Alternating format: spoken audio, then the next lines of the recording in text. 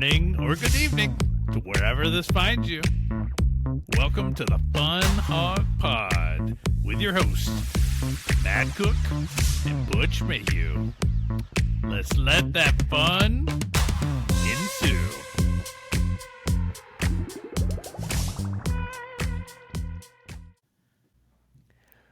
Welcome to the Fun Hog Podcast. I'm one of your hosts, Matt Cook. We're having a great day today. Butch, what's going on in your world today? Yes, we are. It is Tuesday, and I took the day off. So I've been relaxing and getting things done around the house.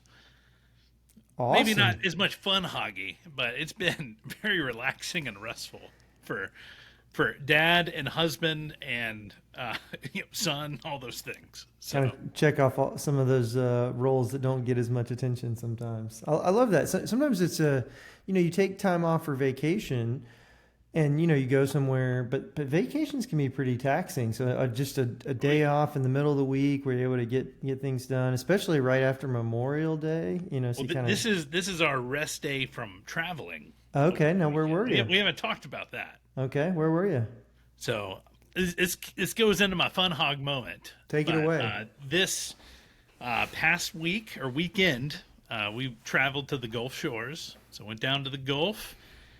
We made it down with the whole family, which is something we haven't done in quite some time. But we made it work for our family. Had a lot of fun. Some good times at the beach during the day and at night. And my fun hog moment comes from that, but it's specifically just taking the kids fishing. So we went fishing. We went with the dead bait. So we got some shrimps, some tiny hooks, and we caught a lot of fish. But I mean, they weren't like giant fish. They were all pretty small fish. But it's the fun kind of fishing. You put lure on, you throw it in, the bobber goes under. You're happy. You got a fish, or maybe you missed it, or maybe it's a robber fish. That's what we call it. There's a lot of robber fish out there. Just taking your bait. The lagoon. So, we kind of stay where there's the lagoon connects to the ocean, okay. And so we were fishing in the lagoon off a pier. Are you off? So you're off a pier, not off the edge of the water. Yeah, just off a pier. So. Nice. Were there a lot of other folks fishing alongside you there, or did you have it to yourself?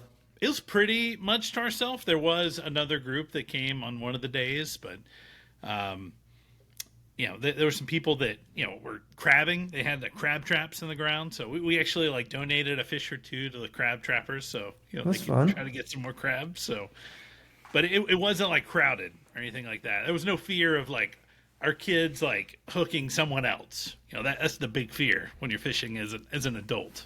Mildly terrifying. Yeah. What type of fish are you catching there? So I don't know all the names, but I know we did catch at least a croaker and a catfish, a tiny catfish. I mean, this thing was pretty small. Pinfish, I know there's at least one pinfish, and then there was some other kind of fish. But I'm no fishing expert, but they're all small. So it was the fun of the. Reel them in, let them go, and let them live. So, got it. Sorry, we're having a little lag issue. So, I think I got the gist of that. So, I heard you caught a croaker, and man, that reminds me. I wasn't planning to tell this story today, but my grandmother, her grandmother name was Me Mama, M-E hyphen M-A-M-A. Love it. She was down in South Brunswick, Georgia area, and we would go fishing at the river. Right there, there's kind of intercoastal waterways. There's some rivers there, and one time I was a really small boy. I don't remember exactly how old, 6 or 7, but we went fishing with Me Mama, and we would just go fish right off the dock, and we'd sit on this 5-gallon bucket flipped over. But we caught a croaker or a toadfish. I can't remember. It was an undesirable fish. I'm pretty sure it was a croaker. And my brother-in-law, I can't remember exactly the timeline if he was engaged to my sister already. But my sister's 6 years older, so he's a good bit older than me. And he was there fishing with us. And my grandmother, who must have been I don't know, 75 at this point or whatnot. She said, "Oh, that ain't a good one." And she just takes a knife and just sticks it right through him. And it was just this incredible. I mean, she killed that croaker. She didn't want that croaker to be around. And so, He gone. yeah, he gone. So big time down at the Gulf. That's awesome. You mentioned good time during the day and at night. What's your beach activity at night? Are we just talking about hitting the restaurants, or what do you guys do at night? A little beach walk? Yeah, What? so the first night we got down there, I mean, we've got like bedtimes that kind of have to happen around 8 o'clock. But once some of the younger folks went to bed, I took the boys and we walked to the beach. We're about a 5 minute walk to the beach, and the moon was like, it was bright, not a lot of clouds in the sky, so got to take some really good pictures. And just we brought a frisbee that has like a light up ring on it, so we're throwing that on the beach, which was really cool at night, so you can kind of barely see things, but the moon like really lit up the place. So I'll have to post my favorite picture out on the podcast show notes. Go check those out if you want to see, what night in the Gulf Shores looks like. Gulf Shores, Alabama, on a really pretty night. That being said, being out there, I mean, it felt very impactful to me. It was very emotional. Maybe that's the word. Where actually, it felt really special to be there, to take it all in. And if the eclipse is anything like that, like, maybe my mind could be changed about driving to the next eclipse. Wow, man, it's a really intense experience. It sounds like. I mean, this is I mean, shaped it your wasn't like future crazy vacation intense, but plans.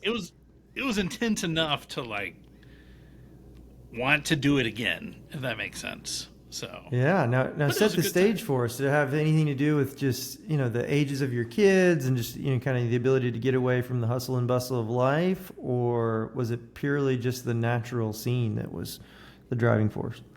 I think it was a little bit of both. One, it was experience with the kids, right? If it was just me walking, I would probably enjoy it, but I got to experience that with the kids.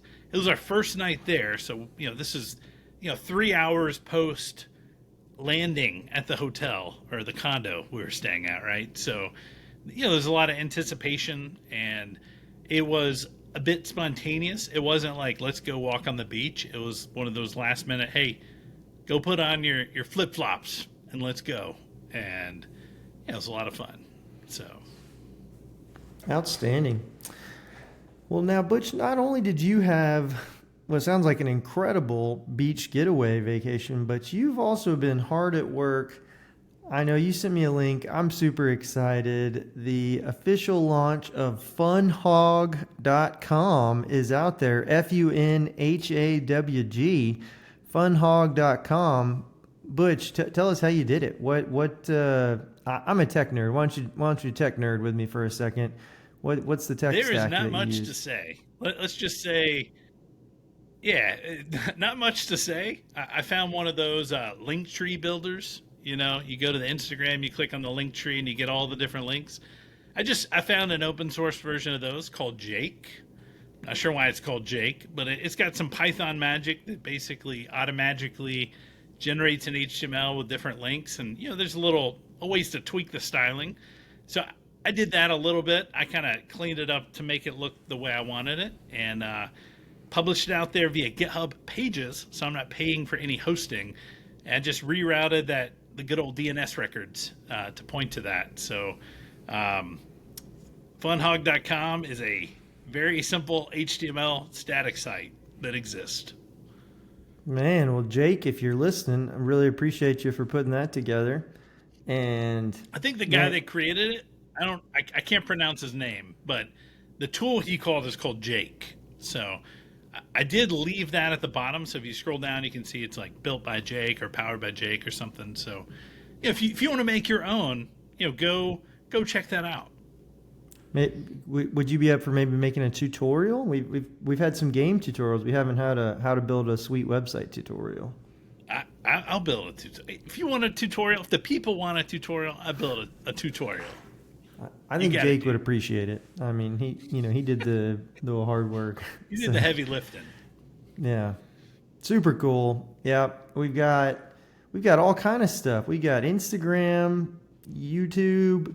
We've got howdy@funhog.com where we'd love to hear from our listeners. You know what, Butch? I was thinking about this. The first 100 listeners to email howdy@funhog.com, they qualify for a free laptop sticker. How Free about that? laptop sticker. Yeah? Sounds How about great. that? How about that? I think the Yeah, Funhog so email podcast. us. Yeah, email us. Let us know your address because we'll need to mail the laptop sticker. Go for it. We'll get you one. I'll even update our contact forms. If you contact us through the contact form, I'll include a little checkbox. Say you want a laptop sticker, yes or no, and if so, we'll capture your address and we'll mail that out. Next up is my Funhog moment. Tell us all Man, about it. my best friend came through town this weekend. So Tyler Pochel, if you're listening, Tyler, man, thanks for stopping by. So their family's moving from Colorado to Alabama, where they're going to be spending the summer. Oh, And buddy. Memphis just happens to be right on the way as you're, kind of making your final approach into Alabama. And so I was talking with Tyler and said, well, come on by, let's jump in the pool together. So he stopped by with his family, got the boys together. We had a great time just swimming, relaxing. They had moved all of their possessions across the country. I'm sure no surprise to you. They did all the moving themselves. And so I think it was a welcome respite for most of them. And we just were able to spend a couple hours together. But yeah, man, just time with my best friends, just precious. And Tyler's one of those rare people who he is fun hog to a T. You never quite know what he's going to do next. And then that's part of what makes him fun. Whether he's going to do a backflip into the pool or go crazy running down the zip line or, just have a good time. But man, it's always special to get a little bit of face-to-face time with him and his family. So that was my special fun hog moment. Awesome. Tyler, if you're listening, we appreciate you. I'm thankful for you to be a part of my life as well. Time we spent together. The guy on the buffalo, we shared together. We appreciate that. It was you. Yeah. Do you any follow up on that? Any guy on a buffalo videos that kind of came up this week for you, or are you seem pretty fluent in guy on a buffalo? Is there any new content coming out there? I don't think there's any new content coming out there, but we did build a playlist, which is now linked in last week's show notes, that exists. So if you go to the Fun Hog YouTube channel, you can click on playlists that we've created. I've got all the videos there for you to go watch at your leisure. Watch it with a friend. Watch it with your kids. You'll enjoy it more. All right. I have not checked out the Guy on a Buffalo playlist yet, so I'll do that with my kids this week. We're out for the summer. We're looking for fun things to do, so I haven't gone all the way down the Guy on a Buffalo rabbit hole. I've seen a little bit of it, but we haven't gone deep down the rabbit hole, so maybe we'll do that. Good family fun activity. Very nice. Well, let's see. Let me message our guest and see if they are available to join. But as I'm communicating with them, what's the word of the week? The word of the week is porch. Porch, not to be confused with Porsche. Porch. Porch. What do you think? What's the first thing that comes to your mind when you hear the word porch, Matt? And I've had a lot of great memories on porches. The first thing that comes to mind is my grandfather's lake house. So this was on Lake Sinclair in Milledgeville, Georgia, kind of right there in the center of the state. And he had this really nice, it was really more of a back deck originally, like most great family lake houses. It was kind of a weekend getaway. I think there was a bedroom or two. I don't know. I always had to sleep on the floor. But it started off just, a nice little back deck. But over the years, we kept adding on to it. I remember we really built it up quite a bit. But then by the end, we had actually screened it in. So we would do big old outdoor meals. We spent just almost every 4th of July there. All right, And so let's rewind here. This porch you're talking about. This sounds more like a deck or a patio. Was this in the front of the house or back of the house? well, so lakes are kind of inverted, right? So when you have on a lake house, it's actually heavily debated which yard is the front yard. Is it the side facing the lake?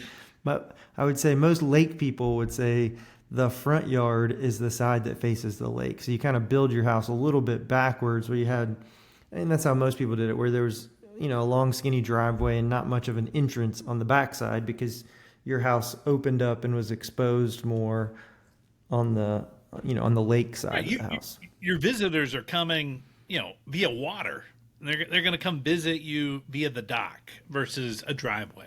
I don't remember that many dock visitors actually coming in. I think it's just like that's the part of the house that you lived on, right? Like you lived on the lake side of the house Got it. as much as possible. Nice. Okay. Well, Yeah. yeah, I take back what I said. It sounds like it is the front, considered in a lot of households the front of the house. So nice big porch screened in. What's your like most fond memory on that porch? I have it's funny that it's fond, but we had those prickly bushes. The porch was surrounded by prickly bushes. And of course, I was always in the yard playing It's like whatever. holly bushes, the kind that have little red berries that you're not Man, supposed to eat. I don't remember any red berries. I just remember lots of prickly. So we had maple trees that had the sweet gumballs. I think those are maple trees. We definitely had the Ooh, sweet. those will get your feet if Yeah, you're we walking had those barefoot. in the yard. We had fire ants. We had lots of things that just, they just sting you and bite you. We had splinters. Man, it was just all kind of stuff. I so it's funny, but now I have a fond memory for hitting a ball into the holly bushes and having to go through and get it, or lose the frisbee for a few minutes or whatnot. But that was my memory of, like, why do we have these? Why do we have so many prickly things on this property? Was my fond memory. We also had a hammock. This wasn't directly related to the porch, but great memory of the lake. We had a hammock, and most of the time it was in the blazing hot sun, but every once in a while you could catch it at just the right time, and it was in the shade. And man, nothing like a little nap by the lake in a hammock. That's a good time. Very nice. Very nice. How about you, Well, Butch? I'll share my What porch memories came up for you? Yeah. So probably the best memory I have of a porch was a porch at Randy Sims' house, which he was our youth pastor.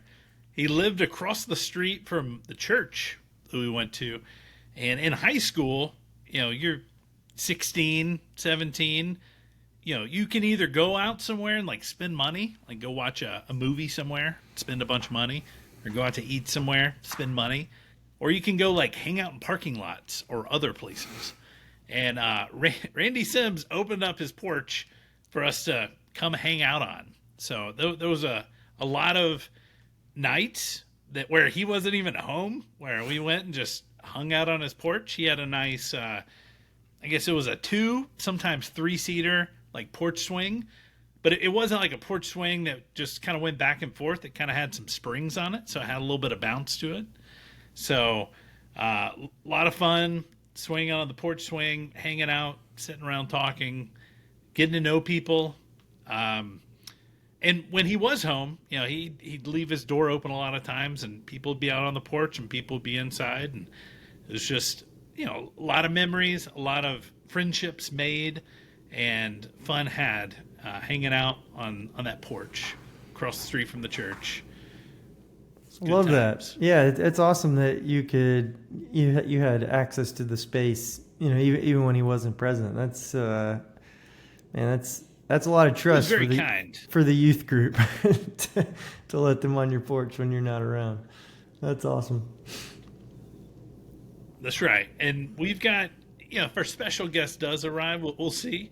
But there's some other memories involved in this porch as well. But I'll share those if he joins us. All right, we'll delve into those a bit later. You were going down this path earlier, and I went down a similar path. There's a lot of nuance to outdoor spaces, right? Like not everything's a porch. And so what I'd like for you to do is to rank these various outdoor spaces. So we've got 6 of them. You ready? All right, let's do it. You may need to take you got like a pen and paper or something you can jot these down.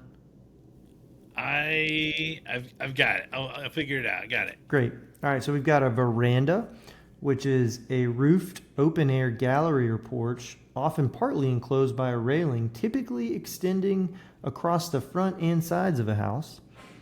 We've got a gazebo, which is a freestanding open-sided structure often found in gardens, parks, and spacious yards, providing shade and a place to relax. We've got a pergola, which is an outdoor garden feature forming a shaded walkway, passageway, or sitting area of vertical posts or pillars that usually support cross beams and a sturdy open lattice. We've got a porch, the primary in this episode. So porch is defined as a covered structure attached to the exterior of a building, typically at the entrance. So this is clearly a front porch, not a back porch, that provides a sheltered space for sitting, socializing, or transitioning between the outdoors and indoors. Last 2, we got a deck, which is or for your packages. Let's go ahead and throw that out there. Or for your packages. Man, we got to discuss porch pirates. Yeah, that's coming up later. All right, we've got a deck, which is an outdoor flat-floored platform similar to a porch, typically extending from a house, often made of wood or composite materials used for dining, lounging, or as a transition area.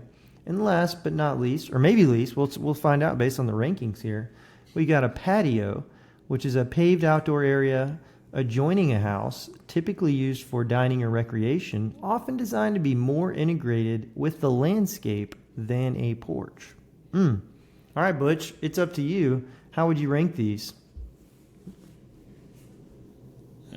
All right. I would say from most fun to least fun. This is the Fun Hog rankings. Yeah. Fun Hog ranking. This is not most useful. This is the most fun. Yeah. I would say I'm going to put deck as the most fun. Party deck. I like it. The reason why is you there's so many things you can do with the deck. That's typically associated with the deck, right? You're going to step out of the back door, get on the deck, go grilling. You can, you're elevated, so typically you can throw balls a little easier to children further away for them to catch things. Just the elevation factor when I think about a deck is just it's good. So deck number 1, I'm going to go with porch number 2. I think porches can be a really fun place if you've built it right. If you've got it, if your porch is better than my porch, let's go ahead and say that. What's the fatal flaw for a porch? Is this kind of like the Death Star? Like it's a great idea, but you just can't leave it vulnerable to the. I think what it comes down to is, if your porch is small and you are not able to hang out on your porch and like standing room only, like that's a problem. It's not really usable when it comes to communicating with people, hanging out with people.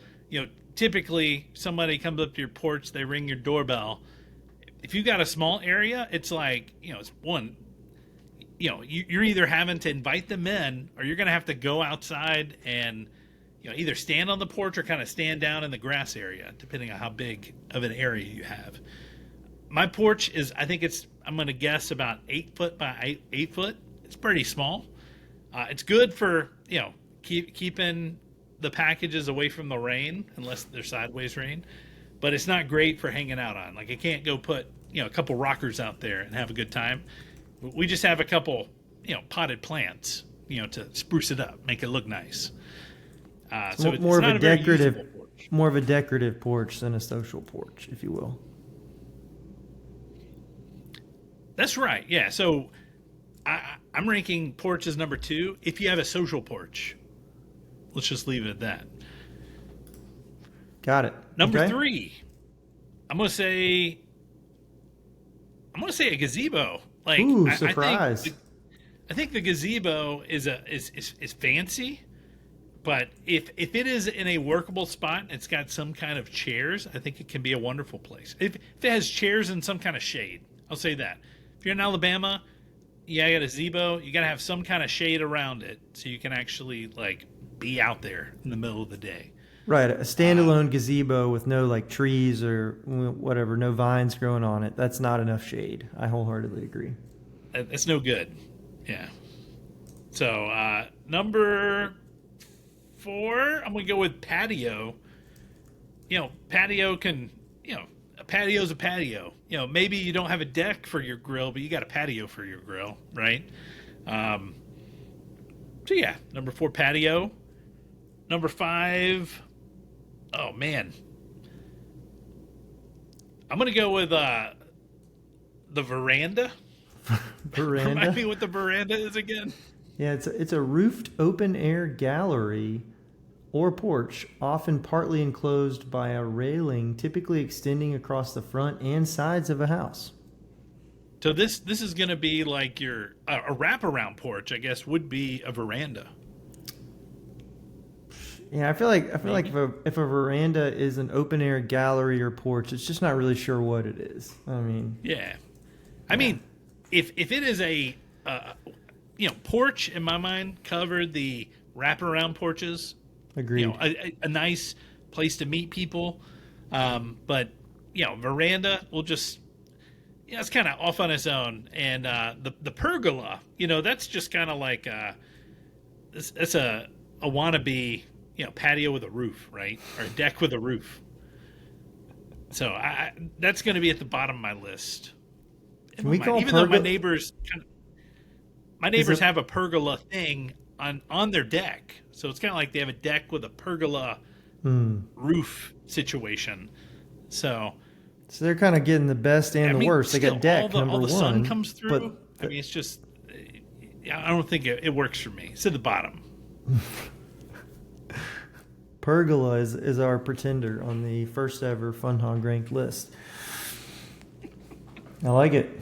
I like it. You mentioned Porch There it is. Pirates earlier, or you mentioned yeah, somehow that came up. What did you have a story you wanted to go with there? I'm sure you do. I talked about like a porch being a great place for your packages not to get Hmm. wet, right? So that was one of the things as I was looking for a house. I wanted to make sure that when the delivery guy came by and he dropped off stuff, whatever we ordered, because we order things nowadays, that it could be in a place where the elements aren't gonna ruin whatever I ordered, right? So that was so we have a mini porch, right, that blocks the weather from our packages, but um, I've never experienced a porch pirate, but have you? I've never been porch pirated. I'm just utterly fascinated with Mark Rober's glitter bomb, and seeing the porch pirates get the glitter bomb, and so I that was immediately what came to mind. It does feel like packages are pretty vulnerable, just sitting out there in the middle of the day. But yeah, I'm a huge fan of Rober's work. And hopefully at least reducing the number of porch pirates. It seems to be a city by city kind of thing.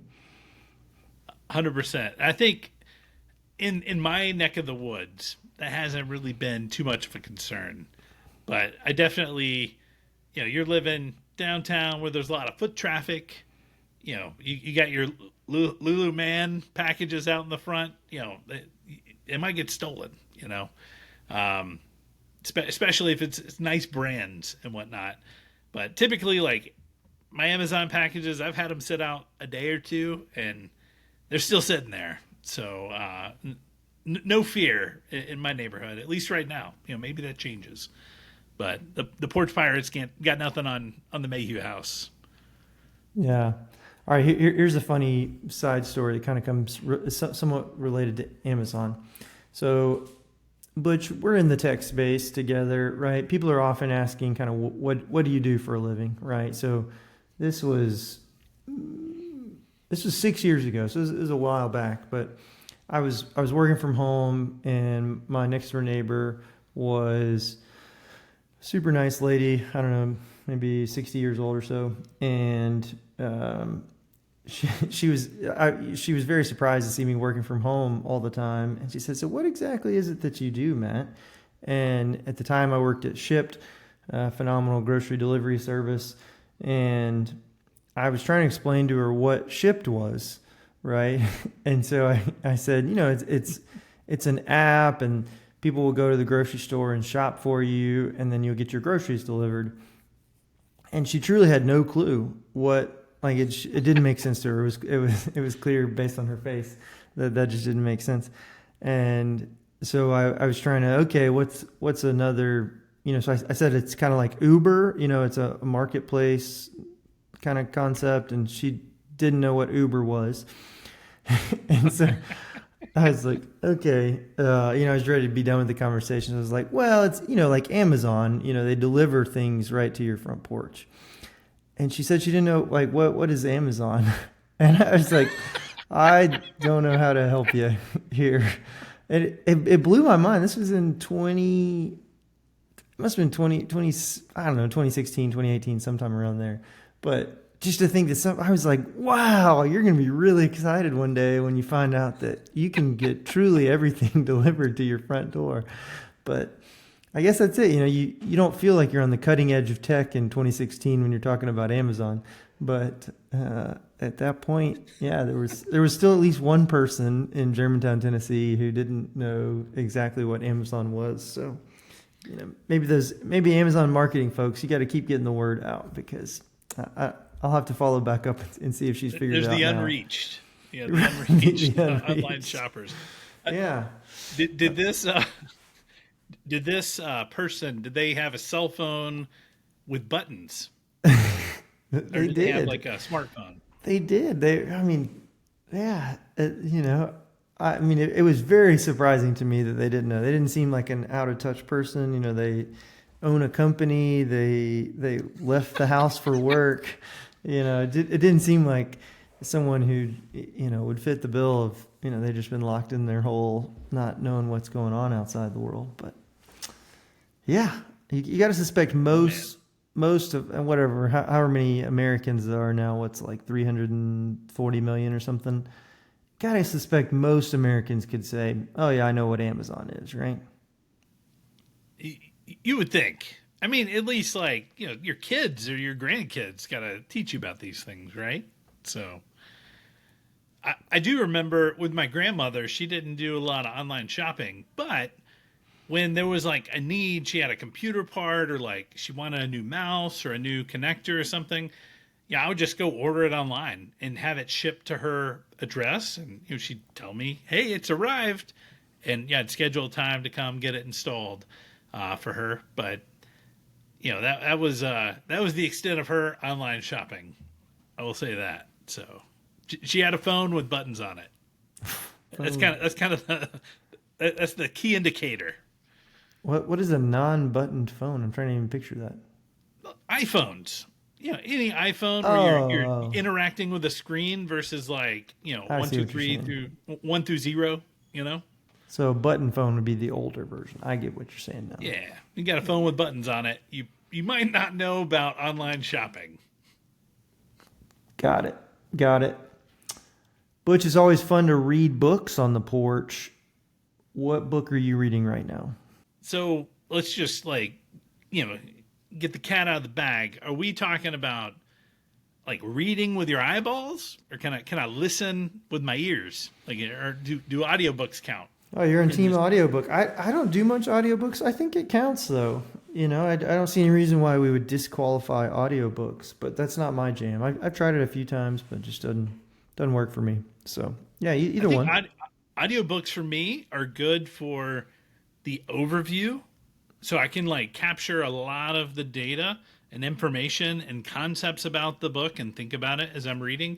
But if I want to remember it later, I definitely have to go back and reread certain sections that stuck out to me that I want to Hmm. dive into Yeah. for it to really stick. So for me, actually, listened to, on the road trip back from Gulf Shores, I listened to Mere Christianity by C.S. Lewis, which it also had like an intro about like what is, why was this written, and it was actually like a bunch of speeches that he gave, which I thought was very interesting across the radio broadcast. So listened through that. It was very interesting. And one book that I listen to and read, on a somewhat consistent basis is The Daily Stoic. I've been working through that throughout the year, and that's one of those 365 books where you've got like half a page of content every single day. Now I will say I don't read it every single day, but I'll take some time and read 3 to 7 days at a time and kind of catch up or get ahead depending on how I'm feeling. So That's awesome, man. Yeah, C.S. Lewis, Mere Christianity. I mean, that's probably one of my favorite books of all time. I was trying to recall the movie. There's a new one called The Most Reluctant Convert. It's about C.S. Lewis, but that's not the one I was thinking about. Shadowlands. Have you ever seen Shadowlands? 1993. Do I need to Google this? Man, definitely worth a watch. Anthony Hopkins. It's very slow and just, yeah, I mean, in 1993, they weren't worried about you flipping through Instagram when you were watching a movie. But man, I really enjoyed it. Just learned a little bit about C.S. Lewis, and so I think there's a newer one called The Most Reluctant Convert. Can't vouch for that one, but Shadowlands definitely worth your time. All right, I'll have to put on the watch list. Yeah, that's awesome. How about you? What books are you into right now? Yeah, I'm currently reading a book called The Speed of Trust. It's I think 2006 book. It was written by Stephen Covey. Are you familiar with Stephen Covey? I'm familiar with like a lot of his concepts. What is like the book he's most popular for? Sure. So, The 7 Habits of Highly Successful People is that's the father in this one. So this is his son. His name's also Stephen Covey. Speed of Trust, and man, I'm thoroughly enjoying it. It really just breaks down trust and myths about trust and how trust works and the mechanics of it. So I don't know, maybe 40% of the way through it right now. And it really all starts about like trusting yourself. There's a really challenging quiz. I don't know, maybe 30, 40 questions, but it's that, here's an example. One of the questions is, when you set your alarm for a specific time, do you actually get up at that time? And man, some days I do that, but if not, then it's saying, hey, that's deteriorating your trust in yourself. So trust as a concept really starts with you making commitments and upholding your commitments. And yeah, man, it's been a fascinating read. It's pretty nerdy leadership read, but I've been enjoying it. That is an interesting concept. I mean, I can think of the times where I definitely didn't want to wake up, but I did. And I can think of the other times where, it's like, nope, let's hit that snooze button, or let's go, set it to a little bit of a later time, right? But I guess like you're not like doing yourself a disservice or a distrust if the night before you actually set your alarm to the time you plan to wake up or you want to wake up. Yeah, that's kind of the suggestion, and it is that it all kind of flows back to the night before. If you're setting your alarm for 3:30, let's say, to get up and whatever, go crush a marathon, but you go to bed at midnight, you're very much misaligned with yourself, right? And so yeah, it's challenging you to be true to yourself and set your alarm for what time you actually plan to get up, and then when it goes off, actually do it. So yeah, really, really intriguing book. So it kind of starts with self as layer one, and then now I'm in the relationship layer. So building trust with others. And, one of the myths that it breaks down is that trust takes a long time, right? It's common to think trust is easy to easy to lose, difficult to build. And he breaks that down and says it's actually relatively easy to build. It just requires you to make commitments and sustain them. And it doesn't take an enormous amount of time to have trust or even to rebuild it. It goes through a number of examples where people lose trust and then they're able to rebuild it by consistently demonstrating their changes in their behaviors. So, yeah, super interesting. Yeah, I mean that's kind of the way I would define trust is you say you're going to do something, you do it, right? You gain trust. That's it. I mean, it's not like a rocket science. And I guess the more you do that, and the more effective you do that, right? That's yeah. I would agree with that premise. On it's easier to build trust than we like to believe. Yeah, don't be a porch pirate. That's how you build trust. Man, there's so many like Ring cameras out nowadays. Ring or whatever name brand is out there. Like I would just assume there's less piracy because of that. But I mean, I've seen the videos online where people have the recording of people stealing their stuff. So, which reminds me of we don't have the Ring, fancy camera that does the circles and camera, but we do have a camera that picks up motion. And I guess this was about a year and a half ago. We actually had some little kids come up to our door. They were going to ring the doorbell, and I guess they saw the blue light on the camera because it wasn't like eye level; it's kind of like up higher. But I heard the kids on the video after it kind of came through. It was like, oh, they got a camera. And it's like, we got to get out of here. And they just turn around and run away. But this was like at 10:15. So I guess they were going to do like a ring and run and, try to get away with it. But they didn't even get to the ring. I mean, at that point, they were already caught. They failed to execute. But that's another porch story for you. There you go. Yeah, we call it ding-dong ditching. And, yeah, some kids got me really good a couple of years ago. It was, man, they came by like 3 times in one night. I just remember I had a board meeting the next day, and so I was super stressed out just preparing for that. And they came by 3 times, which was pretty lame. I mean, 1 time's kind of funny, 2 times is a little much. Like if you're not in an active prank war, three times is prank war initiation. So the last time I came out at I think it was like 2:15 in the morning or something. They came by and rang it. So I was pretty irritated. I stayed up for about another hour just waiting for them to come back. I don't actually know what I was going to do. I'm thankful they didn't come back because that would have been a very... You jump out and be like, hey, kids. I was not in a headspace to make good choices. But the next day, I completely disabled our doorbell. It's just like, whatever. I don't ever want to hear this thing ring again. So... I mean, how do you disable it? You cut the wire? I did. Yeah, I cut the wire in the doorbell. It's like I don't ever want to be woken up to this again. But you don't really need to hear your doorbell. I mean, nowadays it's like, hey, there's a package coming, or you really know somebody's coming. It's very unusual. Yeah, I mean, just I don't know, 2024. You don't really ever want solicitors. I don't know anybody who would like for solicitors to walk by, right?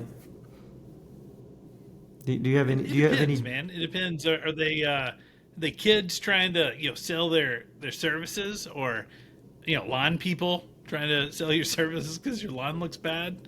I mean, or AT&T. I think they're probably the worst. They come by a lot. Even when I already have service, I'm like, this.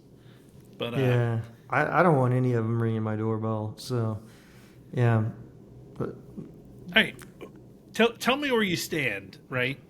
You're on, someone rings the doorbell, you go out.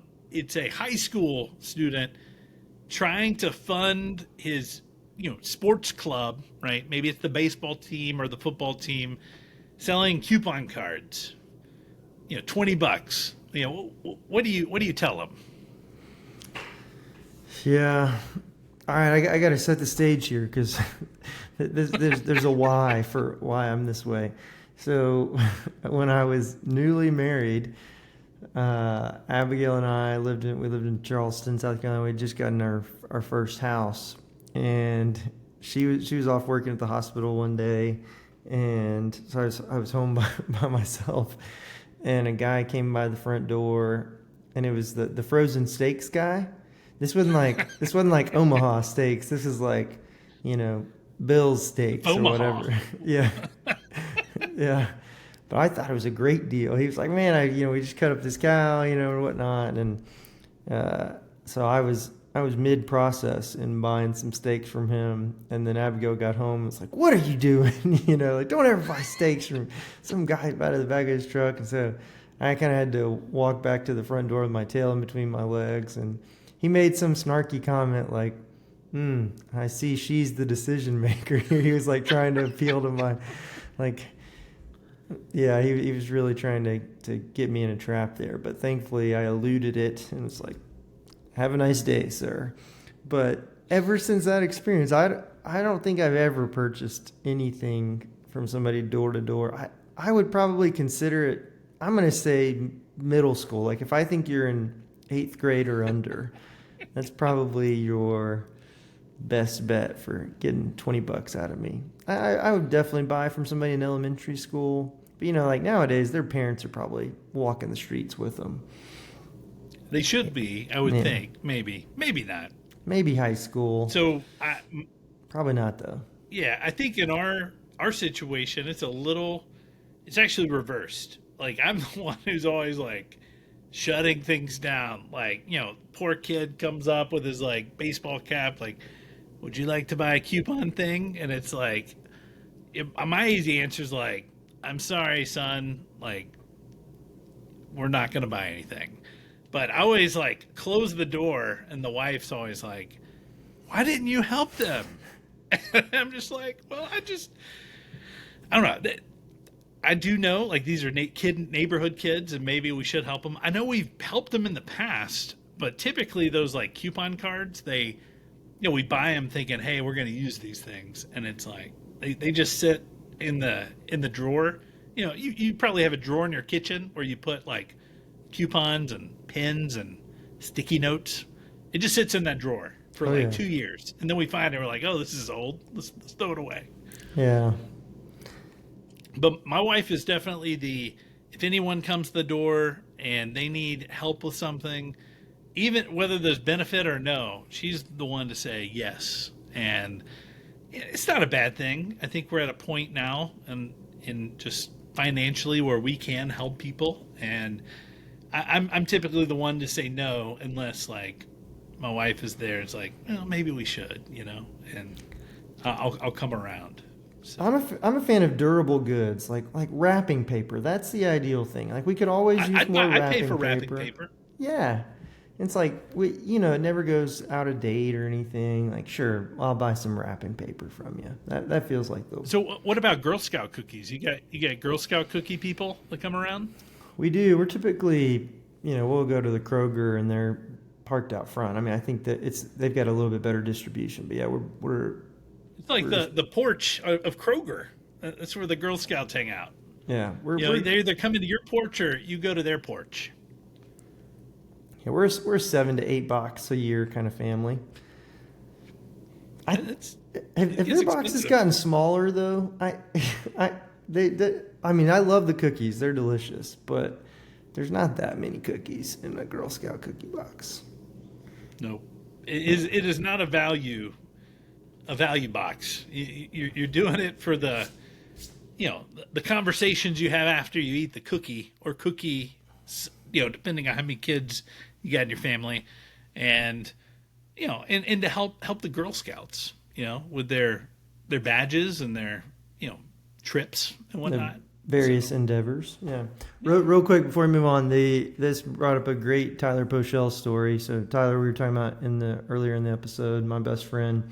He is phenomenal when it comes to greeting people who are door-to-door sales.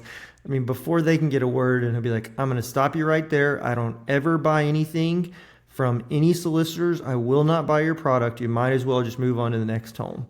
And I mean, he says it every time, but he was telling me the other day, he was out in the front yard. When they were in Longmont, Colorado, the houses are pretty close together, so a lot of people walk their neighborhood. And lately, apparently, they had a hailstorm come through, and so a lot of people have getting their roofs replaced. The roofers, So, yeah. those guys were coming through. This is so good. The guy started talking to him, and he was giving him his spiel, like just move on. But the guy kept, was more persistent, and so Tyler actually engaged with him and gave him a whole lecture about how they were the bane of existence, and they were causing the price of insurance for everybody to spike, and he clearly didn't need a free roof just because there was one tiny little spot of hail damage. And he's like, you're driving up the prices for everyone. And he really gave him a piece of his mind, which I could totally see happening. So nice. I wonder if that guy changed his ways. When we have our roofs episode, we'll have to invite him back. Hear it from him. Yeah, he'd be a fantastic guest. So, all right, doesn't look like our guest is going to come on. Should we go ahead and do the hot round without him? Let's do it. Let's do the hot round. All right. What's a hot round, Matt? This is our first ever hot round. So what the hot round is 5 fun questions, multiple choice preferably, where about the topic at hand, where Butch, in this case, will give us his answer and maybe defend it depending on how outrageous his answer is. 5 pretty quick questions. Let's do it. All right, so all these questions are related to porches. All right, first off, we got screened or unscreened. Oh my goodness! It depends, man. It depends. Nope. You can't waffle. You got to make a pick. All right. I'm gonna go. Man, for a porch though, like a porch in the front, I'm gonna say unscreened because you don't need to be screening the front of your house. That's tacky. All right. Favorite porch activity? We've got A, sipping iced tea and people watching. B, reading a book while in a porch swing. C, having a chat with neighbors. Or D, pretending to be the king or queen of the neighborhood. I'm going to say C because the neighbors I have that I chat with are really nice, and it is fun to chat with them on their porch. I don't have a sitting porch, but they do. Yeah, it's really fun to use your neighbor's porch. I'll give you that. All right, third question. Best time of the day to enjoy the porch? A, sunrise with a cup of coffee. B, midday for a sun bath. C, sunset. D, midnight, pretending you're in a spooky movie. Typically not outside at midnight. I'm going to go with C because sunset, because I'm an evening person. I'm not a morning person. So C is the easy answer. It's cool, nice breeze. Enjoy the sunset. Enjoy outside. It's Sure. Also depends on which direction your porch is facing, right? Clearly. It's true. All right. Question 4. What is your must-have porch accessory? I'll give you the option of other as well on this one. So we've got A, rocking chair, B, swing, C, string lights, or D, a big fluffy dog. I'm going to go with rocking chair, whichever number that was. A. We're in Alabama. A, rocking chair. Hey, that makes me think, what would Cracker Barrel's porch be like without all the rocking chairs? That's probably the most famous American porch. Let's just throw that out there. Yeah. Cracker Barrel porch. It wouldn't even be Cracker Barrel without rocking chairs. Yeah. It wouldn't. So rocking chairs, no question. I like it. All right, last question. Your porch style preference. We have A, rustic charm with lots of wood. B, modern chic with sleek furniture. C, bohemian paradise with plenty of plants. Or D, haunted house vibes complete with creaky floorboards. I'm going to go with haunted house vibes, not because I enjoy it, because that would be a fun porch to just hang out on for a little bit, maybe get some pictures. Maybe get a whole family photo out there. I wouldn't want that to be my porch, but I would love to visit a haunted house porch. That sounds fun. All right, we'll take it. Okay, time for next week's word. You want to spin that wheel? Let's do it. Give me 1 second. I haven't figured out a place to store this thing yet, so we're rocking and rolling. All right, you cannot see this. Maybe you can come off You can come off. Ooh, camera and I'm see. turning on. Low data mode is deactivated. All right, I let's spin that wheel. I'm way behind, so I still can't see the wheel. Oh, which one is that? I want to say it's on that one. I can't see them. Dandy. Dandy. Ooh. You can't read it. It's dandy. Dandy, A our word first that I've never said out loud before until just now. until now, our first non-noun. It's not a noun. Dandy. What is that? An adverb? No. Dandy. I don't even know what dandy means. I got some research to do. I would say I was pretty sure it was an adjective. I don't want to speak out of turn. It is an adjective. That's what I meant to say, not adverb. I don't know what I'm talking about. Ooh, Words are hard. It actually can be a noun, but that is very uncommonly used. I guess like Yankee Doodle Dandy, maybe in that case. But it's a man who is excessively concerned about his clothes and appearance. Is a dandy. Oh, interesting. I think Yeah. we'll have to find a guest off of that. I think the adjective is Can't going be a to woman? But, doesn't appear to be. all right. I think dandy in general is the adjective. Fine, excellent, first rate. Like you have a dandy vacation spot is the example. Nice. So we'll dig into that Well, I'm more looking next week. forward to discussing dandy next week. All right, listeners, we'd love to hear from you. You can contact us at howdy@funhawg.com. HOWDY at FUNHAWG.com. So good. All right. We want to hear from you. Tell us anything. Did you enjoy a certain episode? Do you have a certain guest in mind that you'd like us to interview? Do you want to be a guest? Send us a message. Send us your address as well if you want a Fun Hog sticker mailed to you. One of the OG Fun Hog stickers. This is your limited chance to be a participant in that. All right, let's send it off, Butch. Thanks for spending some time with us. I'm Butch. I'm Matt. Go forth and hog some fun. fun.